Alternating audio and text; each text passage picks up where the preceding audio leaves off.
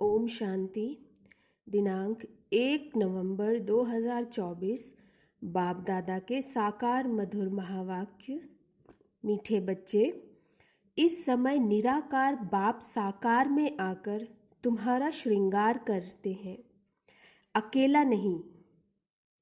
प्रश्न: तुम बच्चे याद की यात्रा में क्यों बैठते हो? उत्तर: पहला, क्योंकि तुम जानते हो इस याद से ही हमें बहुत बड़ी आयु मिलनी है, हम निरोगी बनते हैं। दूसरा, याद करने से हमारे पाप कटते हैं, हम सच्चा सोना बन जाते हैं। आत्मा से रजो तमो की खाद निकल जाती है, वह कंचन बन जाती है। तीसरा, याद से ही तुम पावन दुनिया के मालिक बन जाएंगे। चौथा, तुम्हारा श्रृंगार होगा। पांचवा, तुम बहुत धनवान बन जाएंगे। यह याद ही तुम्हें पद्मा पदम भाग्यशाली बनाती है। आयु बड़ी मिलती है, पाप कटते हैं, सच्चा सोना बनते हैं, खाद निकल कंचन बन जाती है। आत्मा पावन दुनिया के मालिक बनते हैं, तुम्हारा श्रृंगार होता और तुम धनवान बन जाते हैं। ओम शांति। रूहानी बच्चों को रूहानी बाप समझा रहे हैं, यहाँ बैठ तुम क्या करते हो? ऐसे नहीं, सिर्फ शांति में बैठे हो, अर्थ सहित ज्ञानमय अवस्था में बैठे हो। तुम बच्चों को ज्ञान है। बाप को हम क्यों याद करते हैं? बाप हमको बहुत बड़ी आयु देते हैं। बाप को याद करने से हमारे पाप कट जाएंगे, हम सच्चा सोना सत्व प्रधान बन जाएंगे। तुम्हारा कितना श्रृंगार होता है? तुम्हारी आयु बड़ी हो जाएगी, आत्मा कंचन हो जाएगी। अब खाद में पड़ी हुई है। याद की यात्रा से वह सब खाद जो रजो तमो की पड़ी है, वह सब निकल जाएगी। इतना तुमको फायदा होता है, फिर आयु बड़ी हो जाएगी। तुम स्वर्ग के निवासी बन जाएंगे और बहुत धनवान बनेंगे। तुम पद्मा पदम भाग्यशाली बन जाएंगे। इसलिए बाप कहते हैं, मन मना भव, मामेकम याद करो। कोई देहधारी के लिए नहीं कहते। बाप को तो शरीर है नहीं।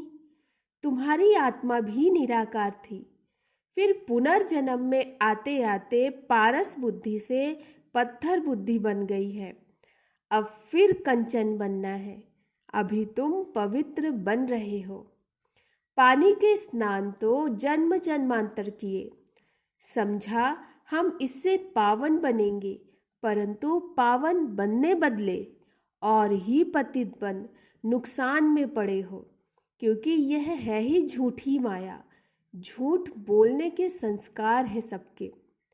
बाप कहते हैं, मैं तुमको पावन बनाकर जाता हूँ, फिर तुमको पतित कौन बनाता?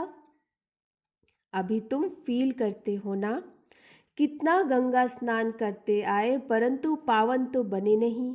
पावन बनकर तो पावन दुनिया में जाना पड़े। शांति धाम और सुख धाम है पावन दुनिया।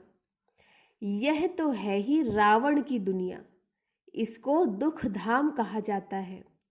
यह तो सहज समझने की बात है ना, इसमें कोई मुश्किल तो है नहीं, ना किसको सुनाने में मुश्किलात है। जब कोई मिले तो सिर्फ यह बोलो, अपने को आत्मा समझ बेहद के बाप को याद करो। आत्माओं का बाप है परम पिता परमात्मा शिव। हर एक के शरीर का तो अलग अलग बाप होता है, आत्माओं का तो एक ही बाप है। कितना अच्छी रीति समझाते हैं और हिंदी में ही समझाते हैं। हिंदी भाषा ही मुख्य है। तुम पद्मा पदम भाग्यशाली इन देवी देवताओं को कहेंगे ना, यह कितने भाग्यशाली हैं। यह किसको भी पता नहीं कि यह स्वर्ग के मालिक कैसे बने। अभी तुमको बाप सुना रहे हैं। इस संगम योग, इस सहज योग द्वारा इस पुरुषोत्तम संगम पर ही यह बनते हैं। अभी है पुरानी दुनिया और नई दुनिया का संगम। फिर तुम नई दुनिया के मालिक बन जाएंगे। अब बाप सिर्फ कहते हैं 2 अक्षर अर्थ सहित याद करो। गीता में है मन मना भव। अक्षर तो पढ़ते हैं परंतु अर्थ बिल्कुल नहीं समझते। बाप कहते हैं मुझे याद करो क्योंकि मैं ही पतित पावन हूँ और कोई ऐसे कह ना सके। बाप ही कहते हैं मुझे याद करने से तुम पावन दुनिया में चले जाएंगे। पहले पहले तुम सतो प्रधान थे, फिर पुनर्जन्म लेते लेते तमो प्रधान बने हो। अब 84 जन्म बाद फिर तुम नई दुनिया में देवता बनते हो। रचयिता और रचना दोनों को तुम जान गए हो, तो अभी तुम आस्तिक बन गए हो। आगे जन्म जन्मांतर तुम नास्तिक थे। यह बात जो बाप सुनाते हैं और कोई जानते ही नहीं। कहाँ भी जाओ कोई भी तुमको यह बातें नहीं सुनाएंगे। अभी दोनों ही बाप तुम्हारा श्रृंगार कर रहे हैं। पहले तो बाप अकेले था, शरीर बिगड़ था, ऊपर बैठ तुम्हारा श्रृंगार कर न सके। कहते हैं ना 12 अर्थात 1 और 2 मिलकर 12 होते हैं। बाकी प्रेरणा व शक्ति आदि की बात नहीं, ऊपर से प्रेरणा द्वारा मिल ना सके। निराकार जब साकार शरीर का आधार लेते हैं तब तुम्हारा श्रृंगार करते हैं।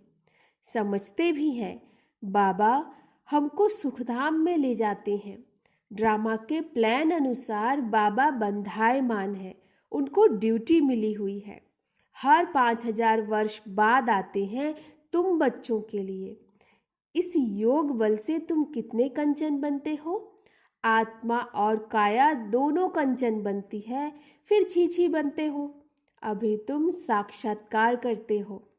इस पुरुषार्थ से हम ऐसा श्रृंगारा हुआ बनेंगे। वहां क्रिमिनल आई नहीं होती, तो भी अंग सब ढके हुए होते हैं। यहाँ तो देखो छी छी बातें रावण राज्य में सीखते हैं। इन लक्ष्मी नारायण को देखो, ड्रेस आदि कितनी अच्छी है। यहाँ सब है देह अभिमानी। उन्हों को देह अभिमानी नहीं कहेंगे, उन्हों की नेचुरल ब्यूटी है। बाप तुमको ऐसा नेचुरल ब्यूटीफुल बनाते हैं। आजकल तो सच्चा जेवर कोई पहन भी नहीं सकता है। कोई पहने तो उनको ही लूट जाए। वहां तो ऐसी कोई बात नहीं। ऐसा बाप तुमको मिला है, इन बिगड़ तो तुम बन ना सको। बहुत कहते हैं हम तो डायरेक्ट शिव बाबा से लेते हैं, परंतु वह देंगे ही कैसे? भल कोशिश करके देखो, डायरेक्ट मांगो, देखो मिलता है। ऐसे बहुत कहते हैं हम तो शिव बाबा से वर्षा लेंगे। ब्रह्मा से पूछने की भी क्या दरकार है? शिव बाबा प्रेरणा से कुछ दे देंगे। अच्छे अच्छे पुराने बच्चे, उनको भी माया ऐसे चक पहन लेती है, अर्थात काट लेती है। एक तो मानते हैं परंतु एक क्या करेंगे? बाप कहते हैं मैं एक कैसे आऊं? मुख बिगर बात कैसे कर सकूं? मुख का तो गायन है ना। गौमुख से अमृत लेने के लिए कितना धक्का खाते हैं, फिर श्रीनाथ द्वारे पर जाकर दर्शन करते हैं। परंतु उनका दर्शन करने से क्या होगा? उसको कहा जाता है बुत पूजा।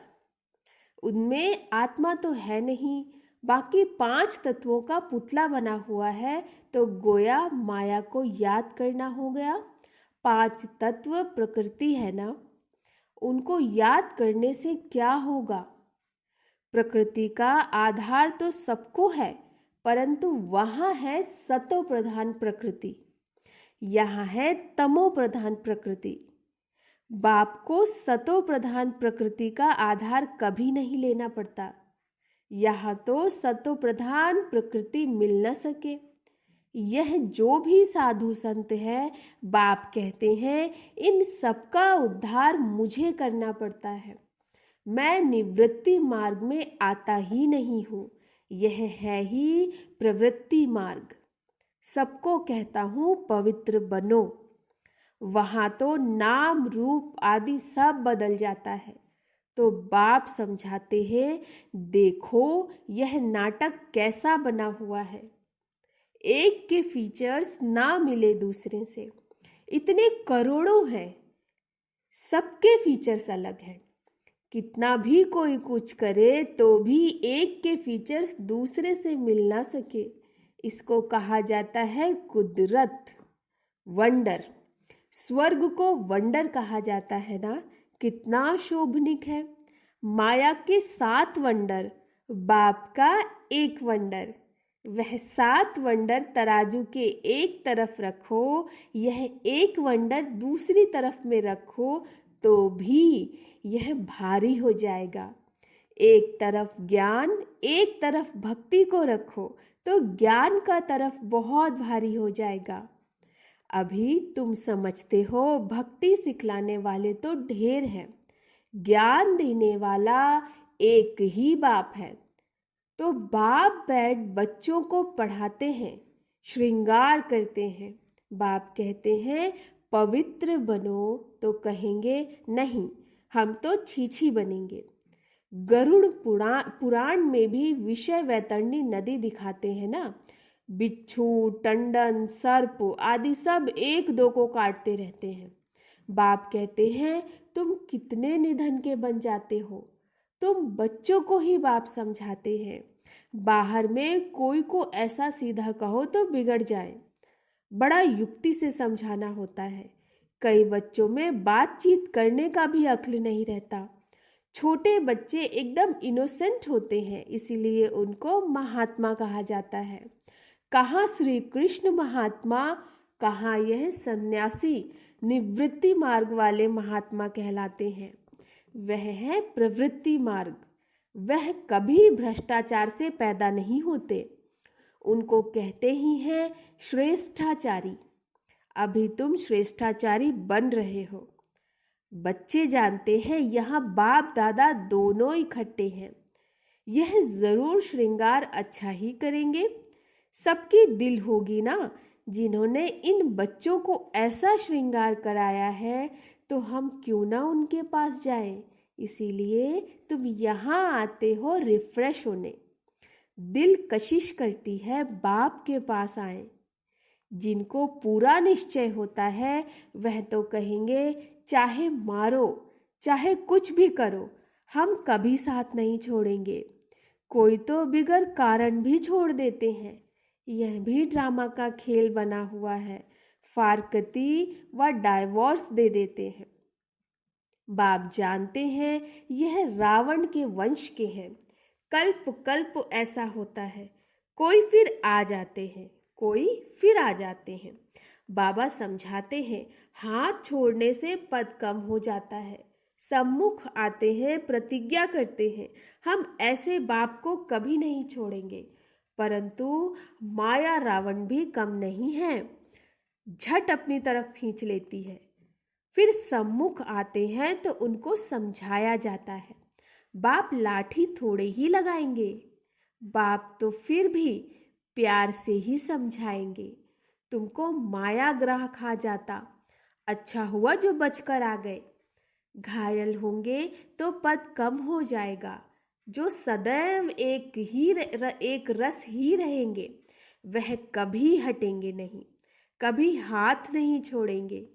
यहाँ से बाप को छोड़ मरकर माया रावण के बनते हैं तो उनको माया और ही जोर से खाएगी। बाप कहते हैं तुमको कितना श्रृंगार करते हैं। समझाया जाता है अच्छे होकर चलो, किसको दुख नहीं दो। ब्लड से भी लिख कर देते हैं, फिर वैसे के वैसे बन जाते हैं। माया बड़ी जबरदस्त है, कान नाक से पकड़कर बहुत तड़पाती है। अब तुमको ज्ञान का तीसरा नेत्र देते हैं तो क्रिमिनल दृष्टि कभी नहीं जानी चाहिए। विश्व का मालिक बनना है तो कुछ मेहनत भी करनी पड़े ना। अब तुम्हारी आत्मा और शरीर दोनों तमो प्रधान है, खाद पड़ गई है। इस खाद को भस्म करने के लिए बाप कहते हैं मुझे याद करो। तुम बाप को याद नहीं कर सकते हो, लज्जा नहीं आती? याद नहीं करेंगे तो माया के भूत तुमको हप कर लेंगे। तुम कितने चीची बन गए हो। रावण राज्य में एक भी ऐसा नहीं जो विकार से पैदा ना हुआ हो। वहाँ इस विकार का नाम नहीं, रावण ही नहीं। रावण राज्य होता ही है द्वापर से। पावन बनाने वाला एक ही बाप है। बाप कहते हैं बच्चे, यह एक जन्म ही पवित्र बनना है, फिर तो विकार की बात ही नहीं होती। वह है ही निर्विकारी दुनिया। तुम जानते हो यह पवित्र देवी देवता थे, फिर 84 जन्म लेते लेते नीचे आए हैं। अब है पतित, तब पुकारते हैं शिव बाबा हमको इस पतित दुनिया से छुड़ाओ। अभी जब बाप आए हैं तब तुमको समझ पड़ी है कि यह पतित काम है। आगे नहीं समझते थे क्योंकि तुम रावण राज्य में थे। अब बाप कहते हैं सुखधाम में चलना है तो छी छी बनना छोड़ो। सुखधाम में चलना है तो छी छी बनना छोड़ो। आधा कल्प तुम छी छी बने हो। सिर पर पापों का बोझा बहुत है और तुमने गाली भी बहुत दी है। बाप को गाली देने से बहुत पाप चढ़ जाते हैं। यह भी ड्रामा में पार्ट है। तुम्हारी आत्मा को भी 84 का पार्ट मिला हुआ है, वह बजाना ही है। हर एक को अपना पार्ट बजाना है। फिर तुम रोते क्यों हो? सतयुग में कोई रोता नहीं। फिर ज्ञान की दशा पूरी होती है तो वही रोना पीटना शुरू हो जाता है। मोह जीत की कथा भी तुमने सुनी है। यह तो एक झूठा दृष्टांत बनाया है। सतयुग में कोई की अकाले मृत्यु होती नहीं। मोह जीत बनाने वाला तो एक ही बाप है। परमपिता परमात्मा तुम वारिस बनते हो। परमपिता परमात्मा के तुम वारिस बनते हो जो तुमको विश्व का मालिक बनाते हैं। अपने से पूछो, हम आत्माएं उनके वारिस हैं? बाकी जिस्मानी पढ़ाई में क्या रखा है? आजकल तो पतित मनुष्यों की शक्ल भी नहीं देखनी चाहिए, ना बच्चों को दिखानी चाहिए। बुद्धि में हमेशा समझो हम संगम युग पर हैं। एक बाप को ही याद करते हैं और सबको देखते हुए नहीं देखते हैं। हम नई दुनिया को ही देखते हैं। हम देवता बनते हैं, उस नए संबंधों को ही देखते हैं। पुराने संबंध को देखते हुए नहीं देखते। यह सब भस्म होने वाला है। हम अकेले आए थे, फिर अकेले ही जाते हैं। बाप एक ही बार आते हैं साथ ले जाने। इनको शिव बाबा की बारात कहा जाता है। शिव बाबा के बच्चे सब हैं। बाप विश्व की बादशाही देते हैं, मनुष्य से देवता बनाते हैं। आगे विष उगलते थे, अब अमृत उगलते हैं। अच्छा, मीठे मीठे सिकिलधे बच्चों प्रति माता पिता बाप दादा का याद प्यार और गुड मॉर्निंग। रूहानी बाप की रूहानी बच्चों को नमस्ते। हम रूहानी बच्चों की रूहानी बाप दादा को नमस्ते नमस्ते नमस्ते। गुड मॉर्निंग बाबा। धारणा के लिए मुख्य सार, स्वयं को संगम युग निवासी समझकर चलना है। पुराने संबंधों को देखते हुए भी नहीं देखना है। बुद्धि में रहे हम अकेले आए थे, अकेले जाना है। दूसरा, आत्मा और शरीर दोनों को कंचन अर्थात पवित्र बनाने के लिए ज्ञान के तीसरे नेत्र से देखने का अभ्यास करना है।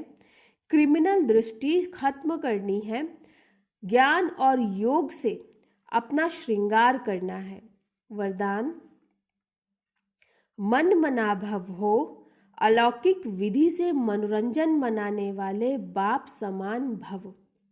मन मना भव हो। अलौकिक विधि से मनोरंजन मनाने वाले बाप समान भव। संगम युग पर यादगार मनाना अर्थात बाप समान बनना। संगम युग पर यादगार मनाना अर्थात बाप समान बनना, यह संगम युग के सुहेज है। खूब मनाओ, लेकिन बाप से मिलन मनाते हुए मनाओ। सिर्फ मनोरंजन के रूप में नहीं, लेकिन मन मना भव हो मनोरंजन मनाओ। अलौकिक विधि से अलौकिकता का मनोरंजन अविनाशी हो जाता है। संगम युगी दीपमाला की विधि, पुराना खाता खत्म करना, हर संकल्प हर घड़ी नया अर्थात अलौकिक हो। पुराने संकल्प, संस्कार, स्वभाव, चाल चलन, यह रावण का कर्जा है। इसे एक दृढ़ संकल्प से समाप्त करो। स्लोगन: बातों को देखने के बजाय स्वयं को और बाप को देखो। बातों को देखने के बजाय स्वयं को और बाप को देखो। अच्छा, ओम शांति।